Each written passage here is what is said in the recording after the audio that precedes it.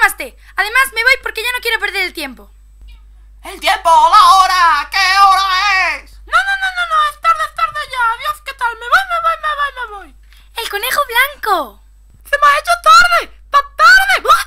Con razón se te ha hecho tarde. Este reloj tiene 2 días de atraso. ¿De 2 días? ¡Claro que sí! Cada cole. Echaremos un vistazo.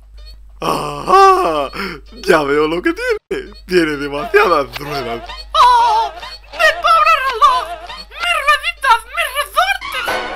Pero, mamá. Mantequilla, es claro, necesito mantequilla. ¡Mantequilla! ¡Mantequilla! ¿Pero mantequilla? Sí, mantequilla es lo mejor. Con estas reglas. No, que le van a caer migajas. ¡Oh, no! ¡Esta mantequilla no tiene migajas! ¡Fue un disparate! Té, claro, ¿cómo no se me había ocurrido? Claro, té. ¡No llénse! ¡Azúcar! Azúcar, 2 cucharas, solo 2 cucharas. Gracias, eso es. ¡Por favor! ¡Jalea! ¡Se movió a la jalea! ¿Qué desmover esto de ahora? ¡Mostaza! ¿Mostaza sí? ¿Mostaza? No, ni que fuera un sándwich. Limón, esto sí. El limón lo cura todo.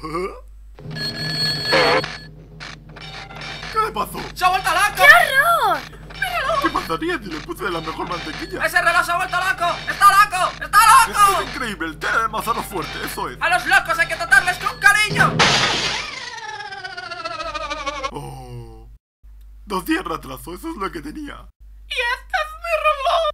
¡Ese era! ¡Y era un regalo de mi no cumpleaños! Pues en ese caso, ¡Feliz de cumpleaños! ¡A tú!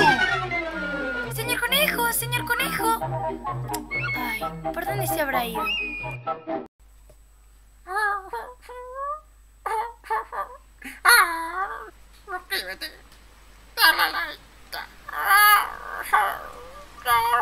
Vamos, Steve.